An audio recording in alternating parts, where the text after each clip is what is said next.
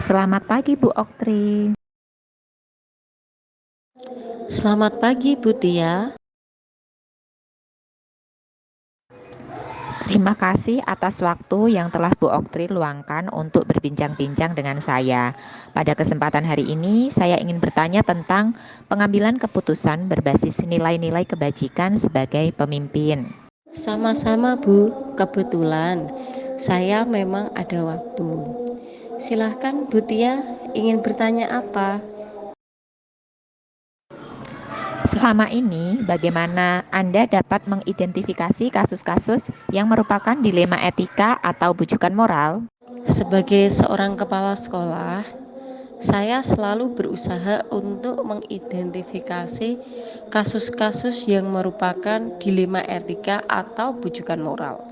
Biasanya, kasus-kasus seperti ini melibatkan pertentangan antara nilai-nilai moral yang berbeda atau kepentingan yang saling bertentangan.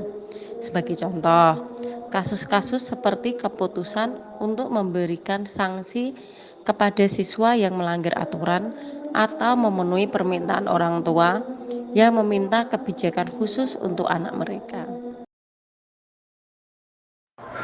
Selama ini, bagaimana Anda menjelaskan pengambilan keputusan di sekolah Anda, terutama untuk kasus-kasus di mana ada dua kepentingan yang sama-sama benar atau sama-sama mengandung nilai kebajikan? Dalam menjalankan pengambilan keputusan, terutama untuk kasus-kasus di mana ada dua kepentingan yang sama-sama benar atau sama-sama mengandung nilai kebajikan, saya selalu berusaha untuk mempertimbangkan semua dari sudut pandang dan pendapat yang ada. Saya biasanya melakukan diskusi dengan tim manajemen sekolah dan mengumpulkan informasi dari berbagai sumber terkait untuk mendapatkan pemahaman yang lebih baik tentang situasi yang dihadapi. Saya juga mengacu pada prinsip-prinsip etika dan moral yang telah diterapkan oleh sekolah dan mempertimbangkan konsekuensi jangka panjang dan dari keputusan yang akan diambil.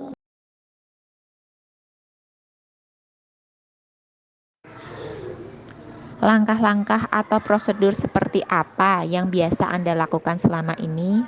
Selama ini, dalam mengambil keputusan pada kasus-kasus dilema etika, saya mengikuti beberapa langkah atau prosedur yang telah saya terapkan secara konsisten.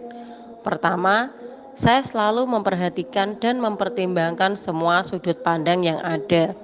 Kedua, saya selalu mengumpulkan informasi yang relevan dan penting untuk memahami situasi dengan baik. Ketiga, saya mengacu pada prinsip-prinsip etika dan moral yang telah diterapkan oleh sekolah dan mempertimbangkan konsekuensi jangka panjang dari keputusan yang akan diambil. Terakhir, saya berdiskusi dengan tim manajemen sekolah untuk memastikan bahwa keputusan yang diambil adalah yang terbaik bagi semua pihak yang terlibat.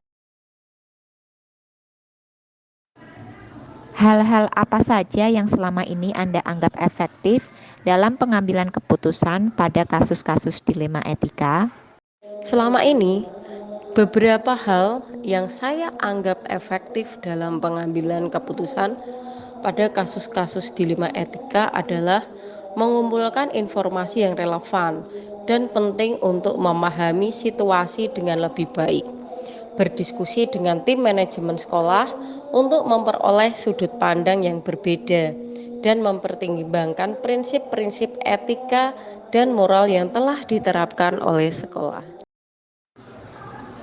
Hal-hal apa saja yang selama ini merupakan tantangan dalam pengambilan keputusan pada kasus-kasus dilema etika?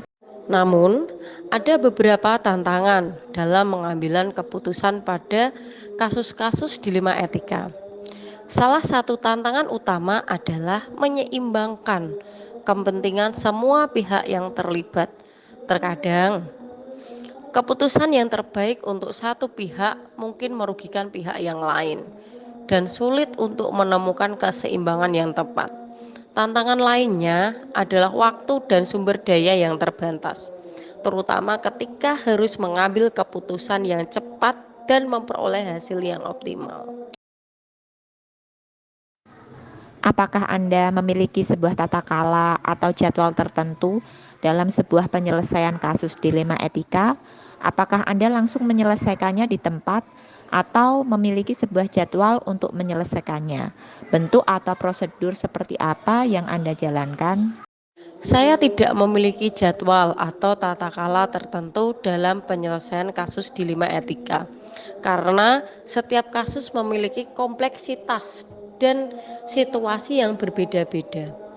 Namun, saya selalu berusaha untuk menyelesaikan kasus tersebut dengan cepat dan tepat waktu, serta dengan melibatkan semua pihak yang terkait dalam proses pengambilan keputusan.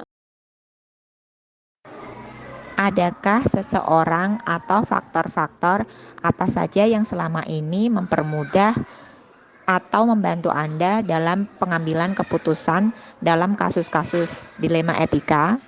Faktor-faktor yang selama ini mempermudah dan membantu saya dalam pengambilan keputusan dalam kasus-kasus dilema etika adalah beberapa pihak, antara lain teman, sejawat, guru, wali murid, siswa, maupun teman-teman sesama kepala sekolah. Pihak-pihak tersebut sangat membantu saya, misalnya dengan memberikan saran bagi permasalahan yang sedang saya hadapi. Dari semua hal yang telah disampaikan, pembelajaran apa yang dapat Anda petik dari pengalaman Anda mengambil keputusan dilema etika?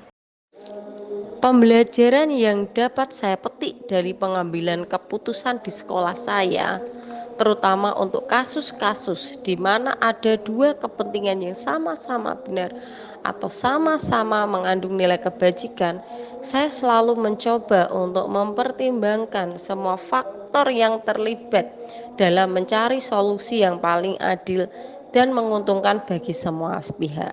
Saya selalu mencoba memastikan bahwa keputusan yang saya ambil berdasarkan pada prinsip-prinsip etika dan moral yang baik.